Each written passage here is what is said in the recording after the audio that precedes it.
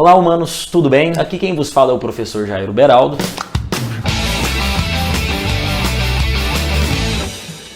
E hoje eu gostaria de dar continuidade a um excelente trabalho feito pela professora Lara com vocês no que se refere à utilização da proposta de intervenção. O seu texto dissertativo Enem ele não é composto apenas de proposta, não só de proposta se faz uma nota 1000. O meu texto ele precisa também de uma excelente introdução e de um excelente parágrafo, ou de 2 parágrafos pelo menos, argumentativos. Então eu gostaria de que nós pensássemos neste momento, em especial, no seu parágrafo de introdução. Humano, é fundamental que o seu parágrafo de introdução consiga cumprir 2 papéis fundamentais. Primeiro papel, apresentar o tema. Delimitar para o seu corretor qual é o assunto-tema sobre o qual você escreverá. E o segundo papel é a delimitação da tese, que aliás no Enem gera muita dificuldade. Muitos alunos têm dificuldade em conseguir deixar de maneira muito evidente a tese, que é fundamental para o projeto de texto. Vamos lá? Pois bem, todo esse trabalho sobre o qual nós acabamos de falar, de delimitação de tema e de tese, ele passará por 3 aspectos fundamentais. Primeiro aspecto, você, humano, começará seu parágrafo de introdução apresentando aquilo que nós chamamos de repertório-chave. Jairo, como assim? Um repertório-chave é um repertório que serve para abrir o seu texto, para trazer o seu texto à tona. Muitos alunos tendem a memorizar alguns repertórios-chave, usam sempre os mesmos repertórios, para os mais diversos temas, e isso fica a seu critério. Mas eu gostaria muito, e o seu corretor também, que você começasse o texto com algum repertório.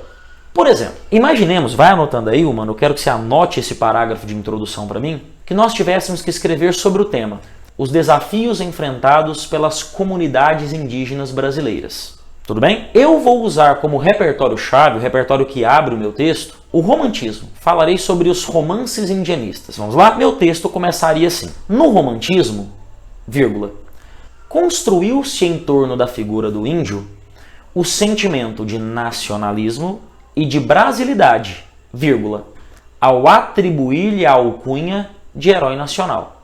Ponto. Perceberam, humanos, que por meio dessa frase eu consegui trazer o assunto índio à tona? Eu mostrei para o meu corretor que eu estou falando sobre a questão indígena? Só que aí você pensa, Jairo, mas eu não tenho que falar sobre o índio no romantismo, eu tenho que falar sobre os desafios das comunidades indígenas. E agora? Vem a segunda parte da sua introdução. Você vai apresentar o que nós chamamos de problematização. O que é a problematização, mano? É a transição do assunto índio para o problema, os desafios enfrentados pelas comunidades indígenas. Por exemplo, eu depois daquela frase de repertório eu colocaria assim, ó: porém, vírgula, no século XXI, vírgula, as comunidades indígenas brasileiras enfrentam graves desafios, vírgula, os quais as privam da plena isonomia em relação às demais esferas sociais.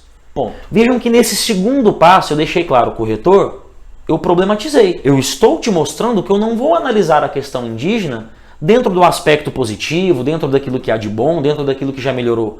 Eu vou analisar aquilo que ainda é problemático, aquilo que ainda requer análise e consequente comprovação, solução. Terceiro passo, eu vou mostrar para o meu corretor o que eu costumo chamar, pessoal, de núcleos de tese.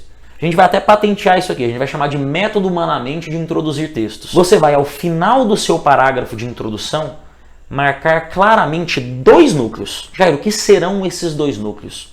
Serão os tópicos a serem analisados no D1 e no D2 e solucionados na P1 e na P2. Seguindo o nosso texto, eu colocaria assim, ó: entre eles, vírgula, destacam-se a ínfima representatividade cultural e os conflitos em razão de suas terras.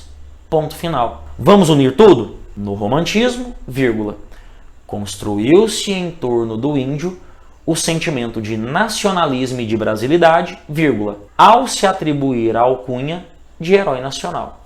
Ponto. Porém, no século XXI, as comunidades indígenas brasileiras enfrentam graves desafios, os quais as privam da plena isonomia em relação às demais esferas da sociedade. Ponto.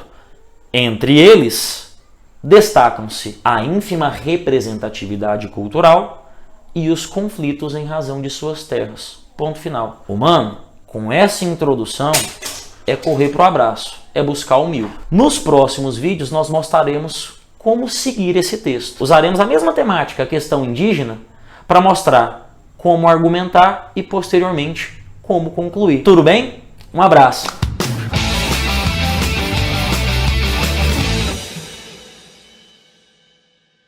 Aê, belo rapaz.